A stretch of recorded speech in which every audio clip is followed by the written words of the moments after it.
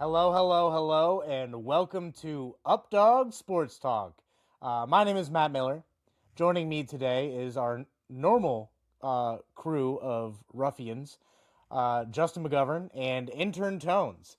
But today is actually extra special for us because not only do we have a special guest, he's our good friend Derek Markle. Uh, Yeah. Welcome, dude. Welcome. Thank you. Glad to Mustache finally hop on. looking pretty dope. Thank you. Grew it myself. Now, Justin, I'm gonna throw it over to you. What does Derek do? And then Derek will throw it over to you. Yes, Derek is the senior art director at Senior Colorado, awesome and director. Yeah. or if you want to throw that in front of it, senior fart director, Yep. however you want to do That gets it. tossed around. but yeah, so like we're gonna get to dive into that a little bit today and really just talk about like the awesome behind the scenes of signing day. But kind of to start us off, Derek, let's go ahead and get to know you a little bit. So how long have you been in college football, and what programs have you worked for? Oh, awesome. Thanks again for having me on. I'm glad that we finally got to do this. It's been a long time in the works. Collectively, if you count my internships, 11 years total in college football. 2 years as an intern at Toledo, 3 years full time after that. That was working with the athletics department, doing all varsity sports, with the heavy focus on football, basketball, and women's basketball. Then from there, got hired at Colorado in 2019 when Mel Tucker got there. Went with him to Michigan State. Was a creative director there for 1 year, and then from there went to USC. Was director of creative media there, and then came back to Colorado in 2022.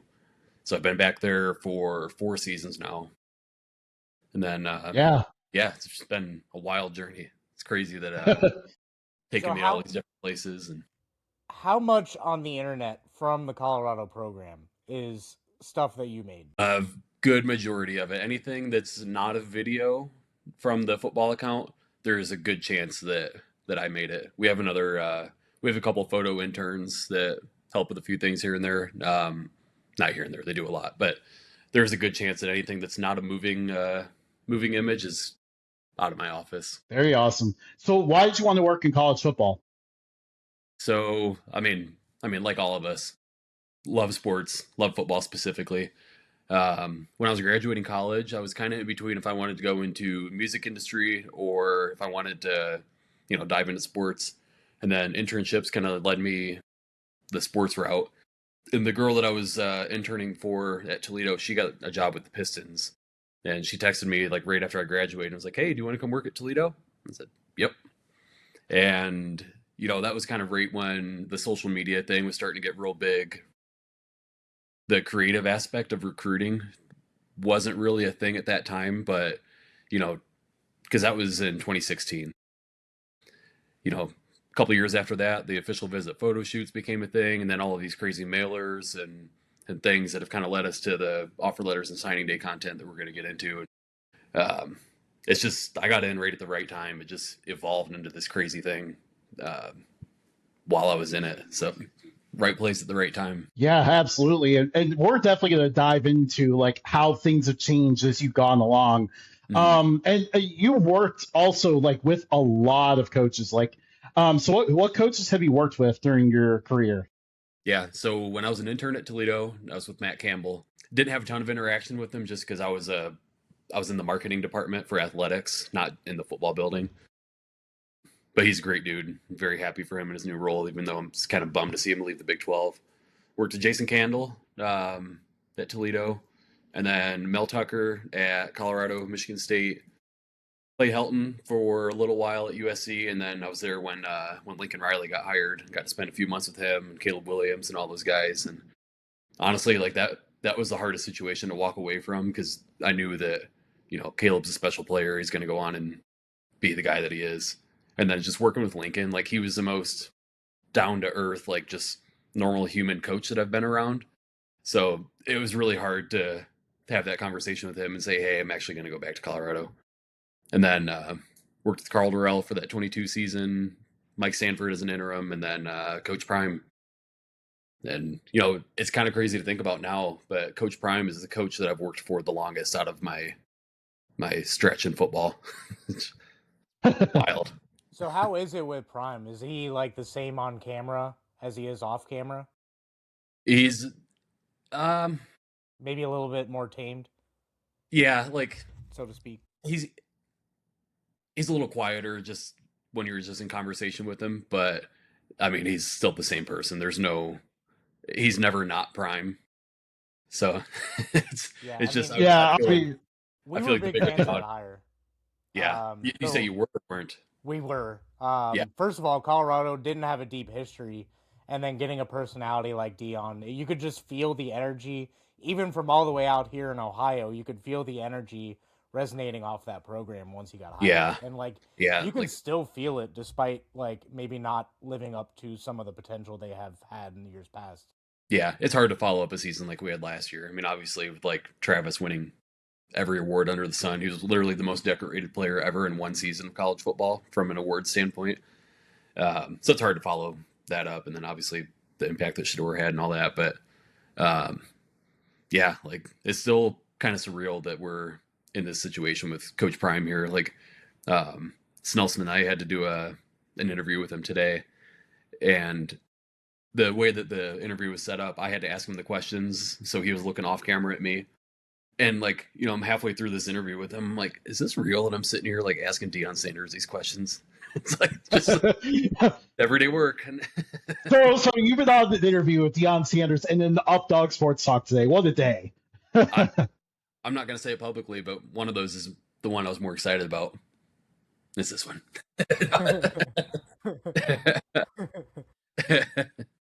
So let's go ahead and we can go ahead and jump into signing day here. So for those who are not familiar with what your role is behind the scenes, what is your role on signing day? Yeah, so my role overall is all of the graphics and photo essentially for Colorado football. That's all social media, a lot of the marketing stuff.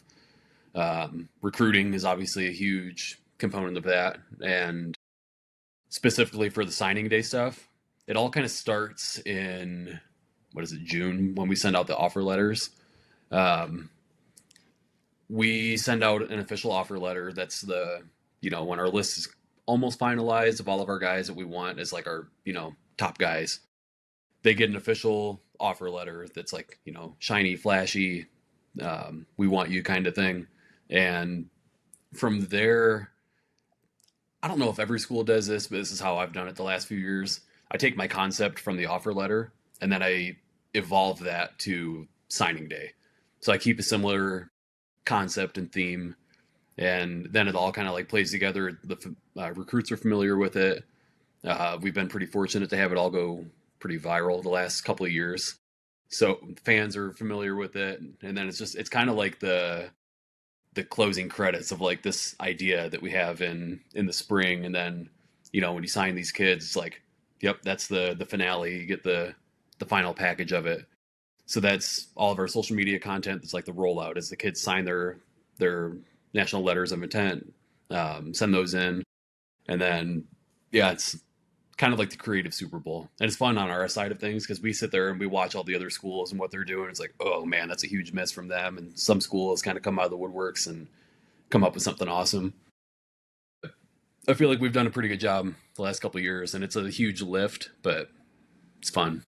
Are you So- afraid that the well will run dry and you'll run out of creative juices?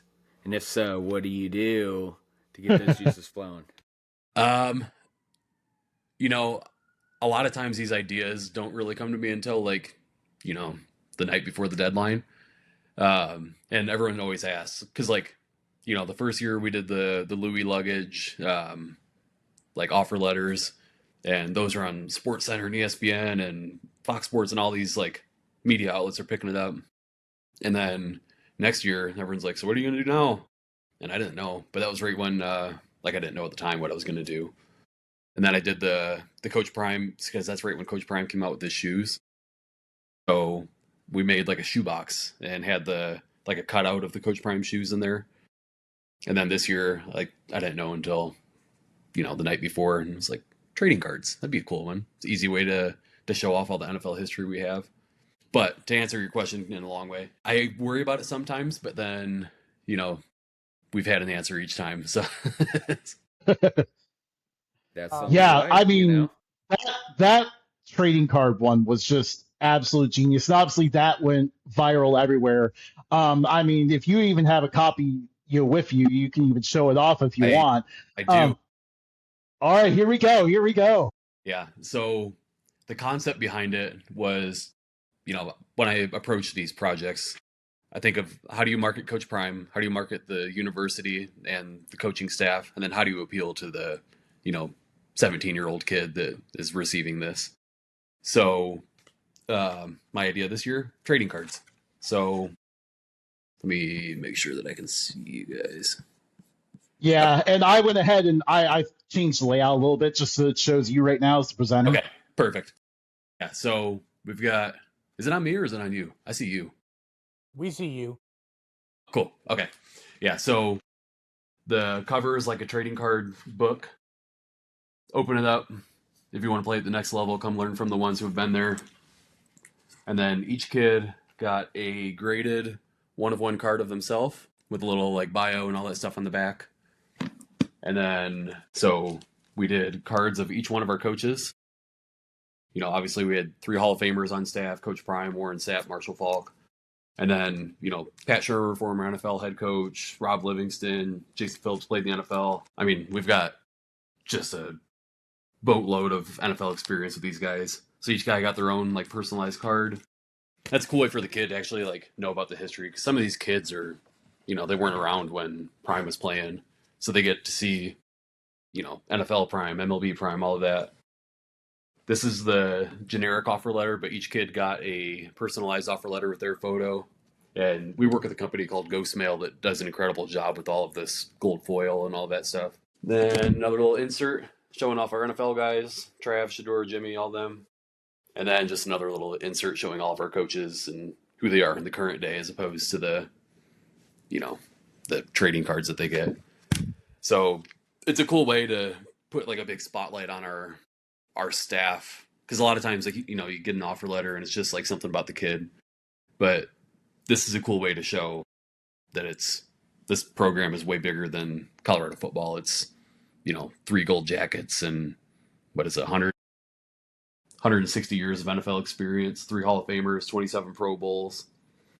Just crazy amount of NFL history we have. Absolutely. I mean, that is an incredible, it is so cool. And just an incredible way to really show like the advantage that Colorado has in recruiting, which is all of these guys who have been there, they've been in the players' shoes and done that.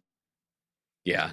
Yeah. I mean, from my end of things, like I'm pretty fortunate to be able to sell this, because it's way easier to sell Coach Prime than it is to sell, really any other coach in the country. So yeah, that's So those natural letters of intent that you get, do they come through fax machine? So not anymore. Now they get a DocuSign, and the DocuSign goes to the compliance department, and then compliance sends us an email and says that their financial aid and NLI are approved. But back when I first got into football, it was still a fax machine. And like there was one time we were at a bowl game during signing day, and because the early signing day is in December during bowl season, so our compliance guy had to stay home in Toledo to be by the fax machine to receive everything as it was coming in, and be the one to approve it all. So crazy that that's how they were doing it even until a couple years ago. I was wondering if we ever like transitioned away from that, because like I remember everyone used to joke like it was like, oh, here we go, it's signing day, everyone gather around the fax machine, and that joke kind of disappeared recently. So I was kind of curious like if they did that anymore. So good to hear that we've gone with the modern age a little bit. Yeah. Now, so like we have so on signing day morning too, I don't know if this is jumping ahead a little too far, but on signing day morning, we do a war room. So we'll have all of our creative people. So it's me, Snelson and Zion, our 2 video people, Daniel, he's our social media guy, and a couple of interns. And then our communications staff, they are getting everything uploaded to the website, doing bios, all of that side of it. And then compliance and recruiting are also in there. So compliance receives the NLI from the kids, and then the recruiting staff is in there on FaceTime with all the kids, congratulating them and all that.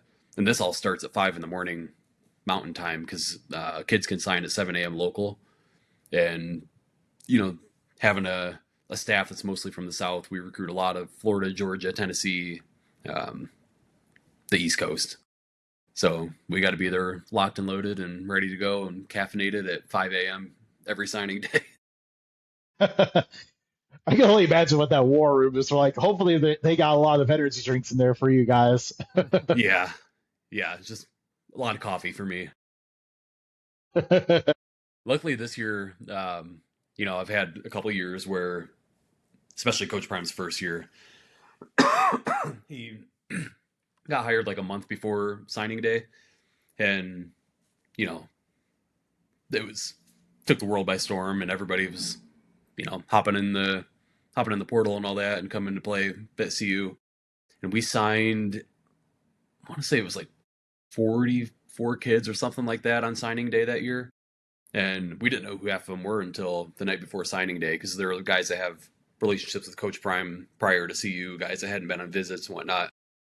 So, I'm getting names texted to me all throughout the night, like, hey, Jimmy Horn's going to sign, and hey, let's have something ready for Travis Hunter and all this stuff. It's like I stayed at the office all night. I was there for 27 hours straight making all of these signing day graphics.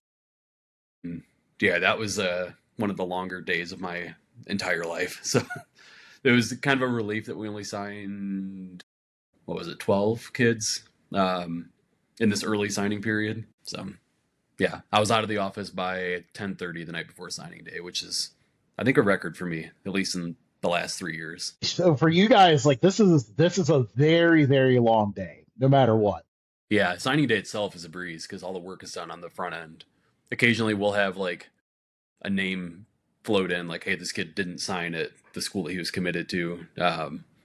Let's be prepped for this kid. And a lot of times that involves a jersey swap. So like I'll sit there and I'll get started on the jersey swap and then pray that the kid actually comes there after I put in all the work. But Yeah, so how many times have you had that happen where like you had everything ready to go, all the work was done, and you had the rug pulled out from under you? We've got a graveyard of graphics that have never seen the light of day. I like to have everything prepared for like a just in case scenario.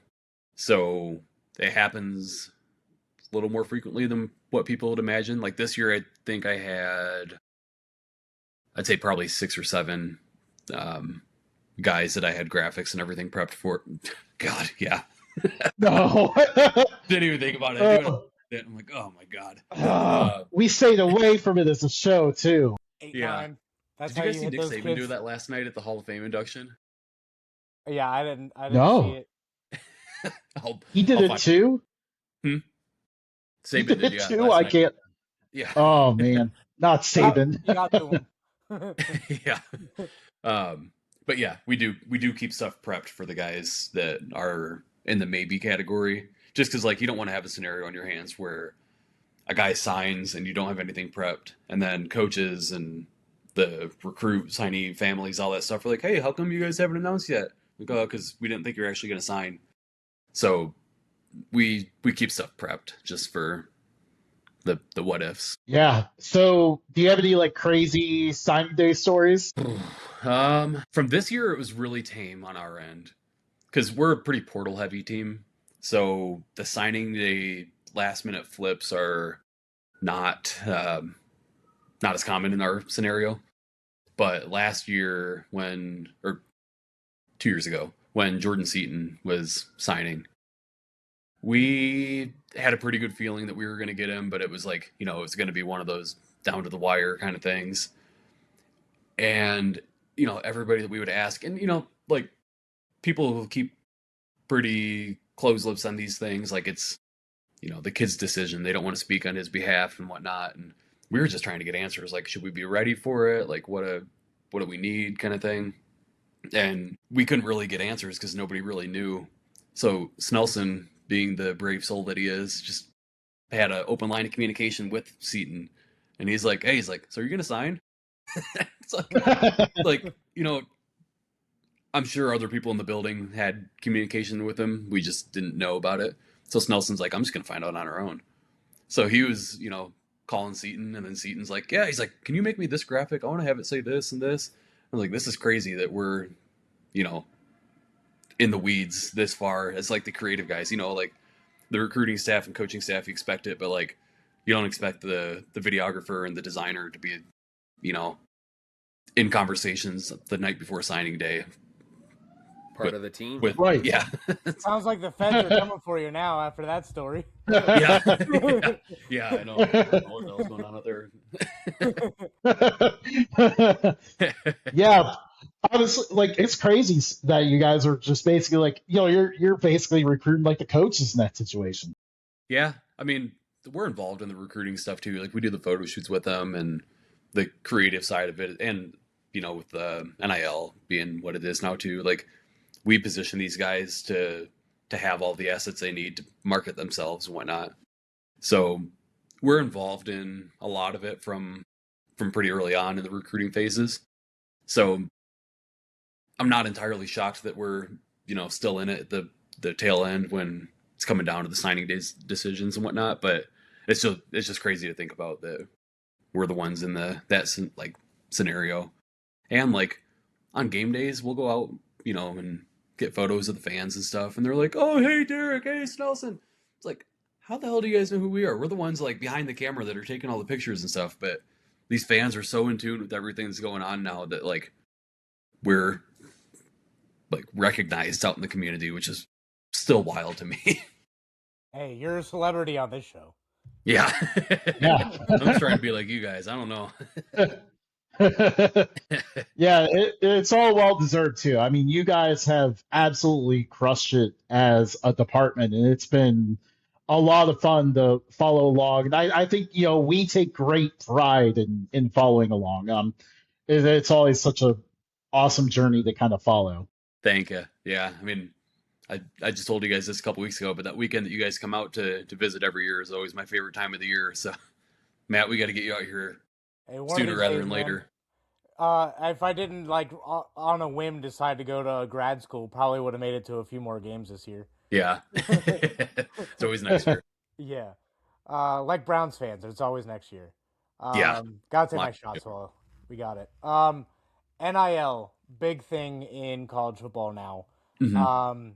How has NIL changed like recruiting, and like is there anything that you miss from the old days? I do kind of miss the days when the money wasn't the big factor in it, because now it's just a who can buy the best player kind of thing. And it kind of like back before that, it was all relationship based, coaching based. I had better relationships with the recruits back then than I do now, just because like not that my stuff doesn't matter because it's still important in the whole thing, but like back then it was everybody's recruiting trying to get these kids. So like you know it was a lot more personal back then than the money game that it is now. Not to say that these kids don't deserve the money. Like there's a lot of money floating around in college football, and it should be passed on to them. But I wish that it wasn't all about that now. And So, yeah, go ahead, it's sorry, didn't mean to cut you no, off. and it's not that it's all about the money. Like the guys still obviously would need to have relationships with the coaches and the staff and whatnot. But back when that wasn't a factor whatsoever, besides the guys that were like paying them illegally, yeah, it was a lot different. So would you do you have any ideas to fix NIL? I mean, salary cap has been thrown out there. I don't know if you've heard of Mike Leach's plan, like that he came up with years ago when NIL was I coming don't, out. but I would love to hear it because I love Mike Leach. I'm a little hazy on the full details of it. Mhm. But what I got from like reading through it was it's like a two-tier system. So you have your players who are there academically that are going to move on and be CEOs of the world, Yeah, doctors, your whatever. GPA boosters. Yeah. May or may not go to the NFL. They're there for really academics at the end of the day. And then you have a separate tier of like your professionals, like your guys who are striving to go to the NFL. That's their main goal and the reason why they're there.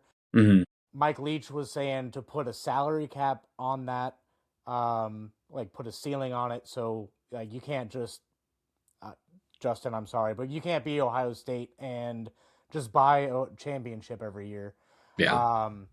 And then there was another part of that professional one that made it really interesting. I got to look it back up, but basically it was like a separate the players into, hey, are you going to the NFL or do you have more aspirations as a professional elsewhere? And then kind of classify them as such, but allow them to still play. Gotcha. Yeah. Um, that almost feels like the walk on versus scholarship scenario. Like the walk ons are always the good GPA guys that are going to help boost your GPA, and then your scholarship guys are your aspirations of going pro. But yeah, the whole it's weird because there's a lot of money funneling in from different areas in college football right now. So you have your rev share, which I'm pretty sure the number is $20.5 million each year the schools get in revenue sharing, and then from there it's up to the school how they want to split that up. Football gets 90% of it, or somewhere in that ballpark, and then your men's and women's basketball teams split a percentage, and then the rest of the sports get the rest. And then also from there, you can decide how you want to split it up. All the players can get the same. All the players can, your top tier guys get this amount. There's a lot of different ways that it's being handled right now, is my understanding of it. But then on top of that, there's also the NIL side of it, where brands can come in and say, hey, we need to keep this guy here, so we're going to sign him to a $100,000 promotion thing to post about our car company and all this stuff. Like, there's a lot of different ways these guys are, and then the collective thing too. So it's just donors throwing money in. So I don't know. There's a lot of different ways that these kids are getting money, and I don't know the best way to fix it, honestly, because like you can put the cap on the rev sharing thing like they have, but that doesn't stop the money flowing in from other places. So A&M can still go out there with all their oil money and buy every 5-star that they want. Well, you So, hear the new way that college football is getting money? mm-mm. It came out like 2 days ago. Utah, I did see the Utah thing. yeah, signed a private equity deal for $500 million to create a Utah It's Utes for profit. Yeah. athletic LLC or whatever to oversee all their athletics. Yeah. I That know one. I know Tony and I are staunchly against private equity entering anything, Yeah. let alone college Absolutely. football. But like, I mean, it's coming. It's just a matter of time for each team. Yeah. And my understanding of it too is that like the athletic director is going to be essentially like the CEO or like the chairman of it. And then the donors are going to be involved in these meetings and stuff too. And I would love to be a fly in the wall to see what's going on with these meetings and like what they have to say. Because, if donors are given that much money, they want to have some say in what's going on and all that. And now they're actually going to have a chance to do it. So I don't know. It'll be interesting to see how that plays out. I'm not a fan of it personally. Like I just like ball. I don't like the business side of it and all the bullshit that comes with like throwing all this money into it. But yeah, it'll be, times are changing. So Yeah, we'll see. gone are the days, the good old days when the SEC just paid everyone under the table. I know. Yeah, I know. I love some of those stories that we would hear from back in the day. I don't know if I can share any of those, but Oh, well, no, Have you heard Ed Orgeron has started sharing some of those stories? no. Oh man, it's Oh my electric. God, I bet It's he's such- got. Yeah, he just did. Yeah, yeah, and like in my position, I don't think that we were ever in the wrong for anything like that. But a lot of the guys that I worked with have been in a million different places, so the stories get passed along, and it's it's Yeah. just, it's wild. Fred Taylor, did you hear about that one from back in Mm-mm. the day? When he No. went to Florida, they just left a duffel bag of like, what was it, Justin? Like $500,000 or something like that in a duffel bag, and they just left it on the ground in front of him and walked away. Feels like some mafia stuff. Like, Yeah. And obviously, we can't forget Tennessee and those McDonald's bags. I was just trying to think what school it was that had the McDonald's bags. Yeah, wild. It was creative back then. Now they're just like, hey, here's a check. Yeah. Now it's like, hey, we have the CEO of Crumble Cookie. So wild. Yeah. Yeah, the CEO of Crumble Cookie stopping Penn State from hiring a coach. Yeah, for real. That was a beautiful storyline of last week. Now this week we've got So wild. we got trouble for old Toadie's boys up there now. You're a Michigan fan? Oh, why? Gross. I grew up as a Buckeye fan, and then worked at Michigan State, so I've got every reason in the world to hate Michigan. What's funny is I'm a Notre Dame fan, and like between the two, I actually hate Ohio State more than Michigan. Yeah, there's a lot of people that hate Ohio State, but not me. Yeah, we didn't need to give you any more ammo earlier today. Yeah, this whole thing's been wild. Just like right before I hopped on here, I saw the notifications that like he's in custody now, and crazy. Coronas? Yeah. Wait, really? Yeah. Yeah. Damn. That escalated. Yeah, quickly. wow. Yeah. What in the world? I know. This is What happened? I don't know. Man, We'll have to. man. We're not in the business of breaking news. That's not our thing. So, Yeah. I'm assuming it's been on there. We missed it because we were show prepping and stuff. But man, that is insane. Yeah. I don't know anything. like Saw the notification right before I hopped on. I was like, huh, this is getting dicey. it escalated so badly. Obviously, earlier in the show we mentioned like all the coaches you worked with and stuff. How does each coach kind of have a different process for signing day? Do some of them act differently than others? It's changed a little bit over the years. The coaching staff used to be a little more hands-on on signing day. As the times have changed a little bit, it's more of just the recruiting staff and creative staff working together to make sure that the announcements come out properly. And we used to do like at Colorado in 2019, we did a big live show, I think we streamed it on like YouTube or something. And we got like a big signing day board. And as the kids, letters would come in, we had like nameplates that they would go up. Coach would put it on the board. And then he would get up at the podium and talk about the kid. And we'd play the highlight tapes. And it was a big production. We'd have donors there and all that stuff. And the signing day events have just kind of, died off with time. And I would say the coaches, like the head coaches themselves, haven't been like, super in the weeds on signing day, like at least from my side of it. They might be making the phone calls for the last second kids and whatnot. But we haven't seen like, crazy stuff like that in a while.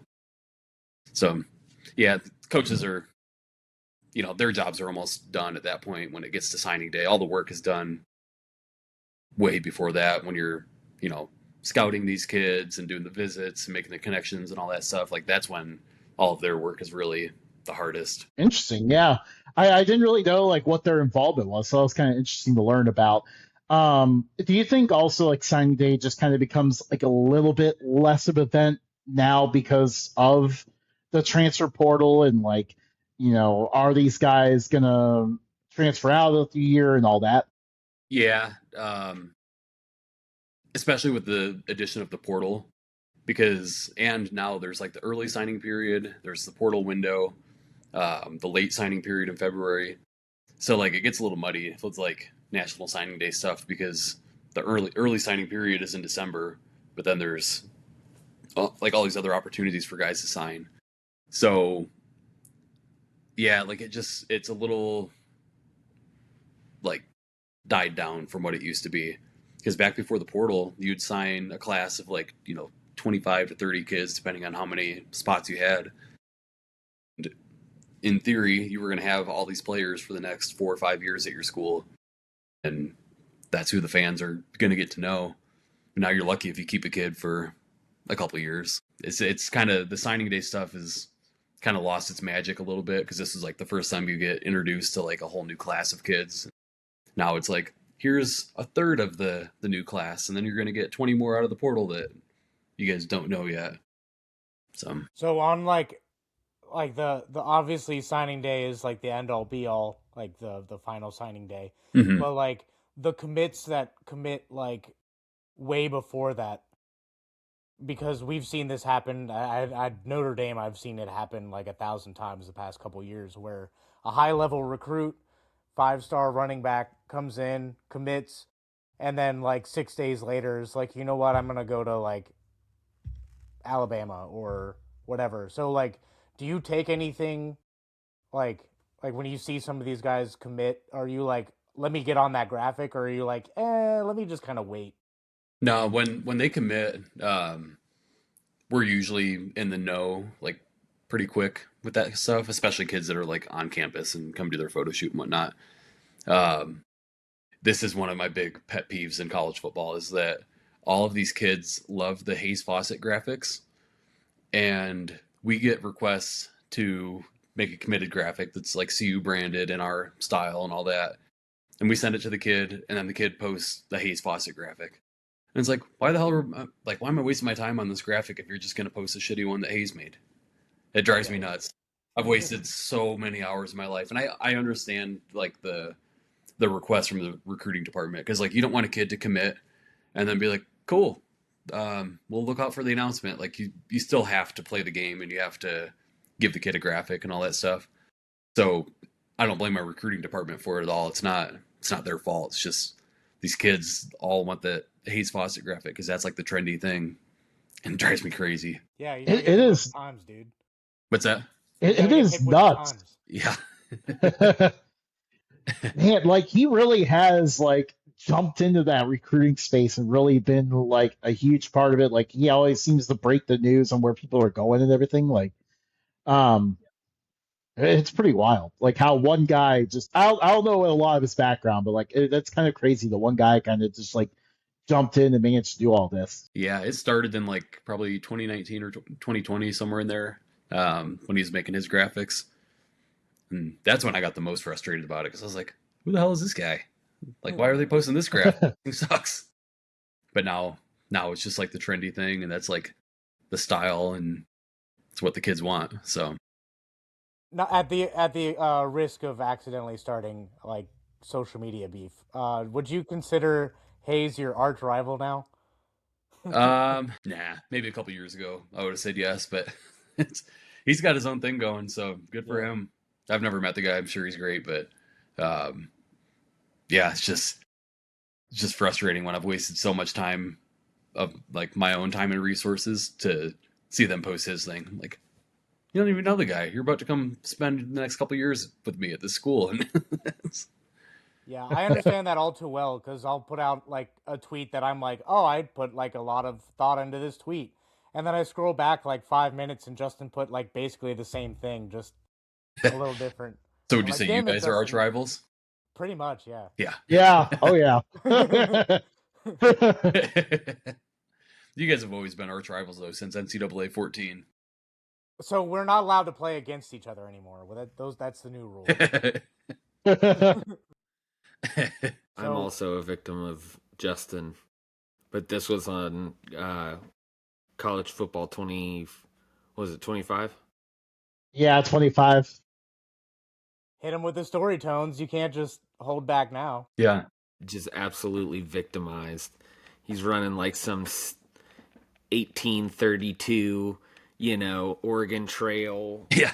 offense Your that players are nobody's dying seen of or heard about. dysentery. Yeah. And you're like, what, dude? Oh man, drive you crazy. That boy will drive you crazy. I don't know how J-Man gets all of his information, but I swear to God, I find out things that are happening like in my building at work from him before I hear it from anybody else at work. I'm like, where do you get this stuff? It's unbelievable how fast you. He sleeps with a USB plugged into his computer. Yeah. It just downloads. Yeah, he's like one of those fembots from Austin Powers. Like the Brennan Marion hire. our new offensive coordinator. I found out from Justin before I found out from anybody else. It's like, how? To be fair, you did tip us off on it a little bit. Yeah, but still, you found out the official news before I did, which is wild. Yeah, Justin's pretty quick with that. We call him fast hands, Justin. Yeah, kind of in the same category. So when Coach Prime was getting hired, we got a tip maybe a week in advance that we should have some stuff prepared for Coach Prime. That it's like, it's actually got some legs to it. It might actually happen. My office was kind of in the corner where everybody has to walk by, and I had a window that faced in the office next to the door. I was sitting there with the door closed, making my Coach Prime graphics, trying to be as discreet as possible. But, we had an interim, and all the coaches are, worried and want to know who's going to get hired and all that. Somebody saw through my window that I was making Coach Prime graphics, and there was a report that staffers have been seen prepping marketing materials for Coach Prime's hire at Colorado. And I was like, yo, who's leaking this stuff? Because, I didn't say anything, and I'm the one making the graphics. And I was like, that's the only thing I can think of is that somebody saw through my window that I was making the stuff. And they have a grainy picture of you, dude. Yeah. With, in the background, you can kind of see it. Yeah, I turn around, there's a guy with a Motorola Razor taking a picture, and it's like the Bigfoot photo. Yeah. But somehow, more grainy. Yeah. It's just this long hair. You could see a little bit of the mustache. Yeah, I turn around, there's a guy waving a Polaroid photo, waiting for it to dry. Got it right here.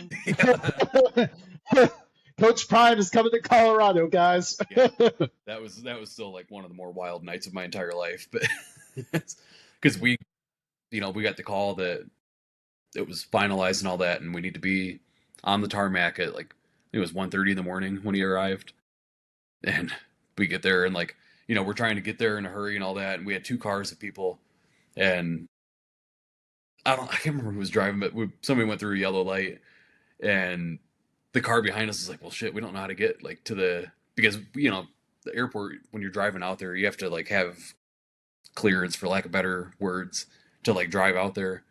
So the other car was like, well, shit, we need to stick with them. So they just blow through the red light to keep up with us to get into the hangar, all that stuff.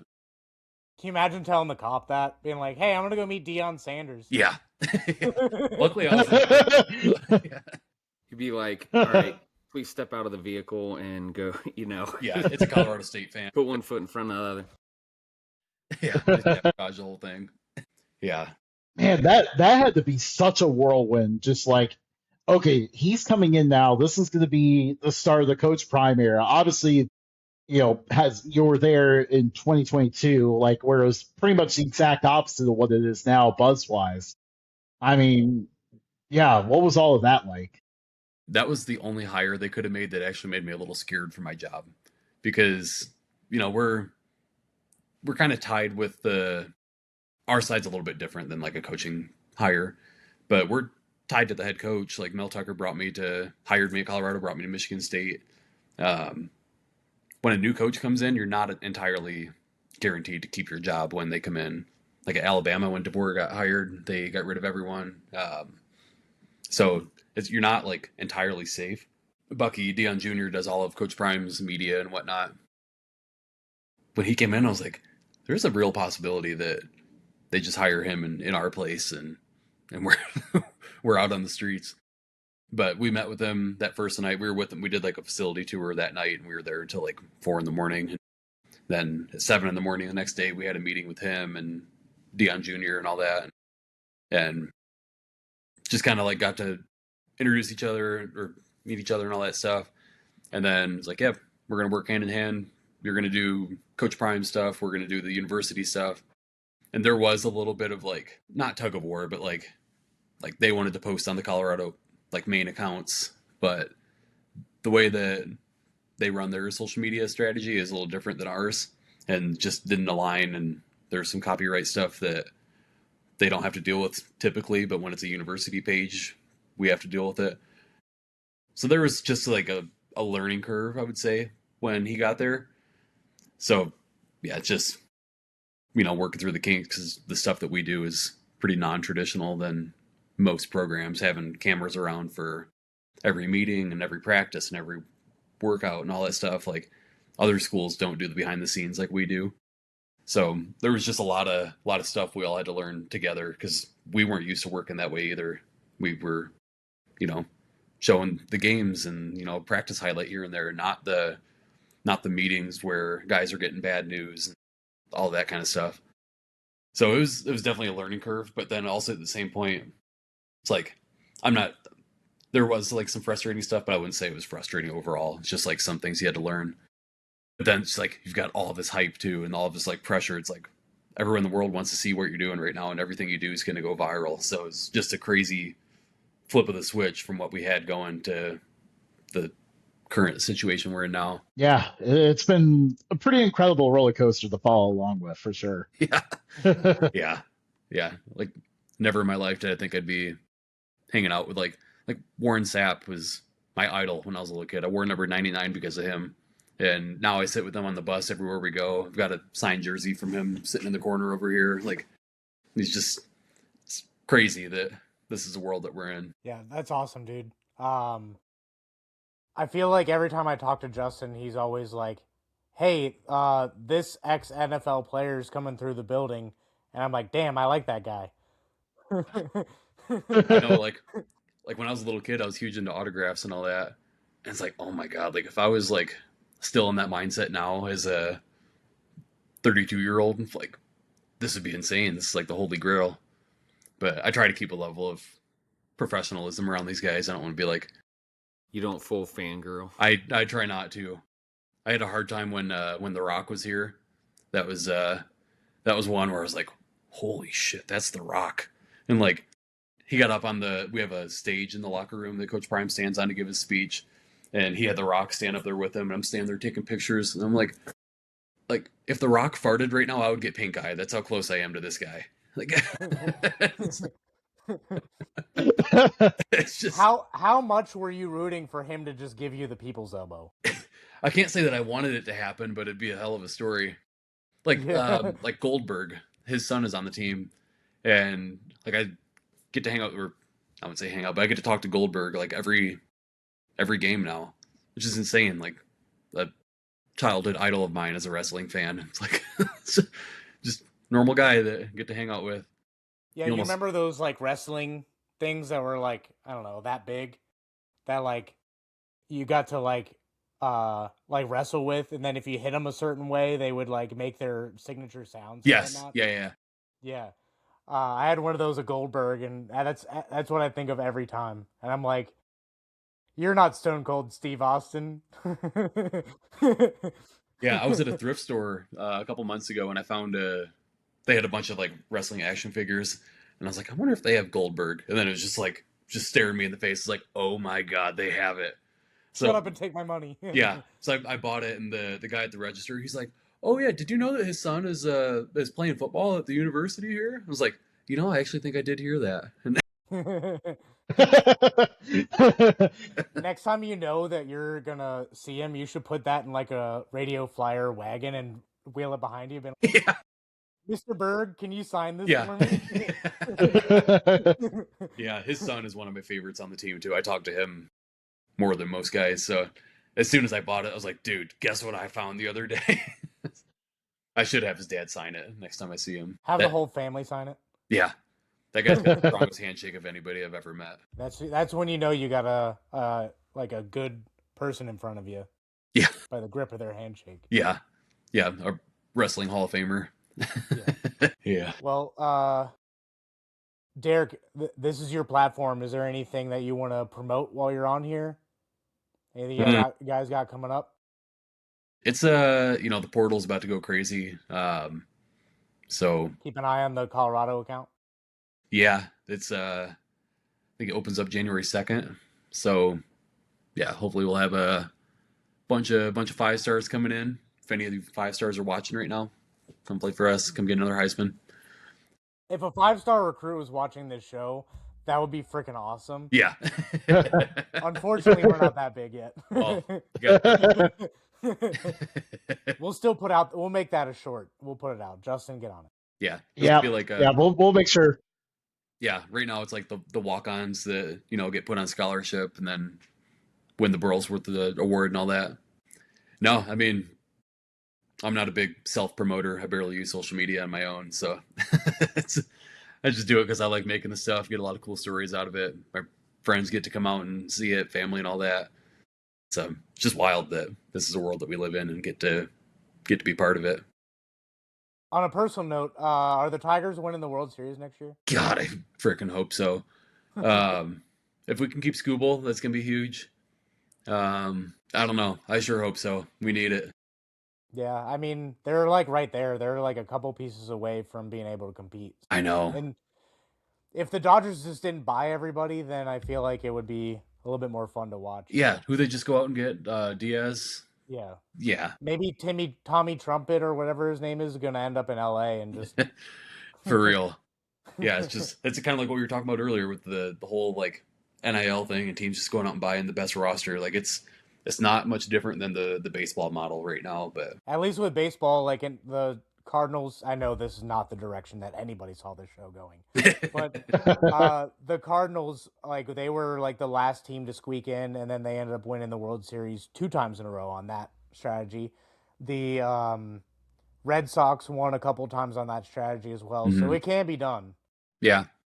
I mean, Impossible is nothing. Tigers got in last year, or I guess 2 years ago now, and then knocked out Houston, and then lost to the Guardians in that Game 7 Grand Slam. But yeah, not ruling it out. Love to see another championship in Detroit. Detroit's got one championship since I've been alive, and it was 04 Pistons. Hey, I mean that beat Cincinnati by a mile. Yeah, we barely made the playoffs in anything since I was born. So that's true. Well, you guys only have what, two pro sports? 3. Oh, you got soccer. Yeah. Yeah. We lose to Messi every year. It's becoming a thing. I don't know anything about soccer. I quit watching that when I was 6. Yeah. Well, Derek, we appreciate you, dude. This has been like by far our most favorite show in the 5 years we've been doing this. So hell yeah, we really appreciate you. Yeah, thanks for having me. Let's make this a more regular thing. I love doing this kind of stuff. Yeah, definitely. Yeah, absolutely. Everybody at home, root for Colorado football. And follow us at Updog Sports Talk on everything. Like, subscribe, tell a friend. We do have the podcast portion. I'm a little behind on that. Apologies.